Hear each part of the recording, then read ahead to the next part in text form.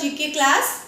Okay, so we will do in GK, we will do page number 7, dances of India.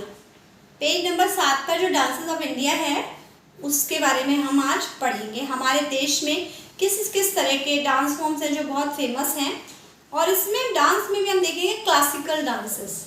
Classical dances होते हैं बेटा जिसके अंदर बहुत मेहनत की ज़रूरत होती है। नॉर्मल तो हम कैसे भी नाचते हैं, कोई बात नहीं, लेकिन किसी भी तरीके से आप डांस किया जा सकता है, बट क्लासिकल डांस में ईच एंड एवरी स्टेप को बहुत ही अच्छे से फॉलो करना होता है। कहीं भी जहां आपके हाथ और जहां आपके पैरों का स्टेप चल रहा है, साथ के साथ आपके फेस के, आपके आईज के हर एक्सप्रेशन आपके वहां पर नोटिस किए जाते हैं। जब आप स्टेज पे डांस परफॉर्म करते हैं तो आपकी हर चीज़ वहां पर नोटिस की जाती है। ठीक है, तो देखिए यहाँ पर मैंने 6 डांसेस यहाँ लिखे हैं, क्लासिकल डांसेस, जो कि आपके बुक में दिए गए हैं। Number one is Kuchipudi, KUCHIPUDI। इन सबके नीचे मैंने छोटी छोटी लाइंस लगा रखी है इनको ब्रेक करने के लिए, ताकि आपको पढ़ने में इजी रहे, है ना। Okay, Kuchipudi, KUCHIPUDI, Kuchipudi. Number second is Kathakali, KATHAKALI, Kathakali. The third one is Bharatanatyam. Bharatanatyam देखिए, BHARAT, Bharat Natyam TYAM।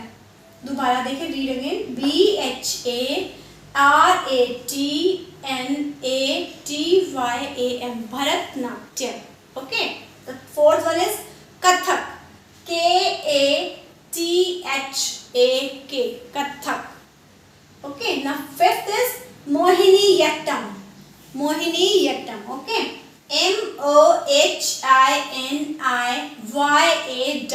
MOHINIYATTAM, Mohiniyattam। okay, spelling आपको कैसे लर्न होगी ना, इसी तरीके से स्पेलिंग ये लर्न होगी। जब आप एक एक शब्द को ब्रेक करेंगे फिर उसको ज्वाइन करके बोलेंगे, तभी आपको स्पेलिंग लर्न होगी। Okay, Manipuri, MANIPURI, Manipuri. Again I read Kuchipudi, Kathakali, Bharatanatyam, Kathak, Mohiniyattam, Manipuri. These all are the famous classical dances of India. Yes students, here is another topic on page number 13, harvest festival. Harvest festivals on page number 13. Okay, in GK we have a very small topics here, so we will do two chapters, two topics, you can say topics. Okay, the next topic is harvest festival, harvest festivals. First of all, we know, हमें पता होना चाहिए, we should know that what are harvest festivals. Harvest festivals क्या होते हैं? Harvest festivals are celebrated all over the country to mark the harvesting of a good crop. Crop means फसल, फसल जो किसान उगाता है अपने खेतों में।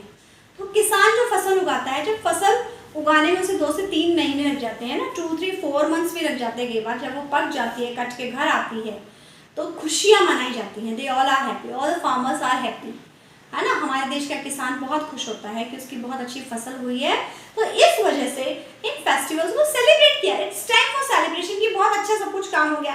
आपके घर में भी किसी की सर्विस लगती है, किसी का बर्थडे होता है, या आज का दिन बहुत अच्छा है, कोई अच्छा रिजल्ट आता है, कुछ भी अच्छा होता है, तो आप क्या करते हैं? सेलिब्रेट करते हैं। ठीक है, तो ये फसलें, हर बार फसलें उगती हैं, हर बार फसलें कटती हैं, अच्छी होती हैं, बहुत अच्छी फसल आती है, तो ये हर बार सेलिब्रेशन किया जाता है, और इन सेलिब्रेशंस को हार्वेस्ट फेस्टिवल्स कहते हैं। इसके अलावा हमारे देश में रिलीजियस फेस्टिवल्स भी होते हैं। Religious festival like Holi, Deepavali, these are the Hindu festivals. हालांकि सबको सभी तरह के त्यौहार मनाने चाहिए, ठीक है, ऐसा कुछ नहीं है। ठीक है, ईद है, हाँ, और ये सिखों का त्यौहार है, बैसाखी है, बैसाखी और भी काफ़ी आते हैं। इसके अलावा जीसस क्राइस्ट का हम मनाते हैं बर्थडे। तो इस तरह से ये सब रिलीजियस फेस्टिवल होते हैं। ठीक है, इसके अलावा एक फेस्टिवल और बच जाता है, कौन सा? National festival. तो नेशनल फेस्टिवल होते हैं जिससे पूरा होल कंट्री सेलिब्रेट, एक साथ पूरा देश सेलिब्रेट करता है। लाइक 15 अगस्त, 15 अगस्त को क्या हुआ था? इंडिपेंडेंट, हमारा देश आज़ाद हुआ था, ठीक है। On 26 January as a republic day, ठीक है। और फर्स्ट 26 जनवरी को हुआ गया था, हमारा कॉन्स्टिट्यूशन लागू किया गया था। And the third one is Mahatma Gandhi, 2 अक्टूबर, इट्स महात्मा गांधी जयंती, ठीक है। ये 3 क्या है? नेशनल फेस्टिवल है, और नेशनल फेस्टिवल पूरा देश बहुत ही उल्लास के साथ मनाता है, ठीक है। तो इस तरह के 3 तरह के फेस्टिवल्स होते हैं, उसमें हमने देखा ये हार्वेस्ट फेस्टिवल्स। अब हार्वेस्ट फेस्टिवल्स के बारे में हम यहाँ पढ़ेंगे। Number 1, this 4-day long festival, this 4-day long festival is celebrated in Tamil Nadu. This festival is very long period के लिए 4 दिन के तक मनाया जाता है, and it is celebrated in Tamil Nadu. In which state? Tamil Nadu. In the month of January. It comes in the month of January. यानी जनवरी में ही आता है। Prayers are offered to the sun god. सूर्य भगवान की या सूर्य देवता की आराधना की जाती है, या सूर्य देवता की पूजा की जाती है। And people prepare the special pongal rice. और इसमें pongal rice is special because this festival name is pongal. PONGL, Pongal, and Pongal rice इसके लिए बनाया जाता है, स्पेशल पोंगल राइस। जैसे स्पेशल सेवइयाँ होती है ईद की, सेवइयाँ तो हम कभी भी बना सकते हैं, लेकिन जैसे ईद की सेवइयाँ बनाई जाती हैं उसकी खुशबू बहुत आती है, क्योंकि उसमें इतना कुछ इंग्रेडिएंट्स डाले जाते हैं कि वो अपने आप ही महकते हैं। इसी तरीके से यहाँ पर पोंगल राइस बनाए जाते हैं। पोंगल राइस में भी इस तरीके बहुत सारे ड्राई फ्रूट्स डाले जाते हैं कि उनका टेस्ट बहुत अच्छा आता है। तो I am repeating again about Pongal. Pongal is a 4-day long festival. It is celebrated in Tamil Nadu, ठीक है, and it comes in the month of March. Prayers are offered to the sun god, and the last one is people prepared pongal rice. Pongal rice बनाया जाता है। Okay, number 2 देखिए। This festival is celebrated in Assam. This festival is celebrated in Assam. Assam में मनाया जाता है ये। People wear traditional dresses, traditional clothes. People लोग क्या पहनते हैं? Traditional clothes, यानी कि अपने वो जैसे कहते हैं ना कि जो हमारी परंपराएं चली आ रही हैं, पुरानी परंपराएं चली आ रही हैं, उन परंपराओं को निभाते हैं, उस तरह के ड्रेसेस पहनते हैं और परफॉर्म बिहू डांस। कौन सा डांस करते हैं? बिहू डांस। ओके, तो ये फेस्टिवल को क्या कहते हैं? बिहू फेस्टिवल। क्या कहते हैं? बिहू फेस्टिवल्स इन्हें कहा जाता है। अब आपको बता दूं ट्रेडिशनल क्लोथ्स क्या होते हैं। जैसे you live in Rajasthan, okay, आप राजस्थान में रहते हैं, तो राजस्थान का जो ट्रेडिशनल ड्रेस क्या है? लहंगा। लहंगा लहंगा ओढ़ना जो बोलते हैं हम लोग, है ना, घाघरा चोली। और जेंट्स का क्या है? धोती कुर्ता और ऊपर साफा या पगड़ी जो बांधते हैं वो, ठीक है। तो ये चीजें आपको कहाँ मिलेंगी? जब आप अपने पेरेंट्स से, अपने दादा दादी से, नाना नानी से पूछेंगे तो वो आपको बताएंगे कि ये ट्रेडिशनल ड्रेस हमारे राजस्थान की ये है, और अलग अलग जगह की अलग अलग ट्रेडिशनल ड्रेसेस होती हैं, क्लोथ्स होते हैं। Okay, number 3, this festival is celebrated in Kerala in the month of August and September. This festival का है ओणम। फेस्टिवल का नाम है ओणम। तो Onam is celebrated in Kerala. State कौन सा इसका? केरला में मनाया जाता है। और इन विच मंथ इट कम्स? कौन से महीने में आता है? इन अगस्त और सितंबर। या तो अगस्त में आ जाता है या फिर ये सितंबर में आता है। It is 10-day long festival। 10 दिन बताओ, उसमें 10 days, 10 दिन का त्योहार है, लगातार 10 दिन तक ये त्योहार चलता रहता है। और इसका जो main attraction, what is the main attraction of this festival? The main attraction of this festival is snake boat. क्या है? स्नेक बोट रेस, यानी कि एक बोट होती है लंबी सी, ऐसे बहुत लंबी, ऐसे लंबी बोट होती है। यहाँ इसमें देखो, इसमें बहुत सारे आदमी ऐसे बैठे होते हैं और वो उस नाव को, बोट को चलाते हैं, और उसे जो नंबर 1 पे उसे किनारे पे लेके आता है वो जीत जाता है, वो विनर हो जाता है, ठीक है। तो this festival is celebrated in Kerala in the month of August and September. It is a 10-day long festival and the main attraction of this festival is a snake boat race and the name of the festival is Onam. What's the name of the festival? The name of the festival is Onam.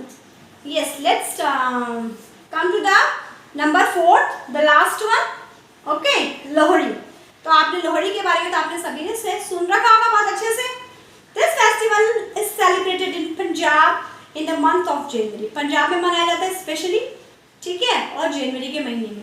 लेकिन जहाँ भी ये लोग जिस भी संप्रदाय से related या जो लोग भी यहाँ पर रहते हैं, वो सभी लोग खुशी से इन त्योहारों को मनाते हैं, ठीक है। तो ये सभी ऑल ओवर इंडिया में मनाया जाता है। On this day a huge bonfire is set bonfire क्या होता है बेटा, ऐसे बहुत सारी एक जगह पर बहुत सारी ऐसे छोटी छोटी स्टिक्स होती है, वुडन स्टिक्स, उनको इकट्ठा करके ऐसे लगाया जाता है और उसके बाद इसके अंदर क्या लगा देते हैं, आग लगा देते हैं और फिर वो आग ऐसे ऊंचाई तक जाती है और लोग उसके चारों तरफ घूमते हैं ऐसे, उसको कहते हैं चारों तरफ उसका चक्कर लगाते हैं राउंड एंड राउंड, और उसके साथ उसके सामने डांस करते हैं, गाना गाते हैं, और साथ ही साथ रेवड़ी है, गजक रेवड़ी और ये पीनट्स होते हैं, मूंगफली, पॉपकॉर्न, ये सब उसमें डाल के क्या करते हैं, वो उसको अर्पित करते हैं, समर्पित करते हैं और एंजॉय करते हैं.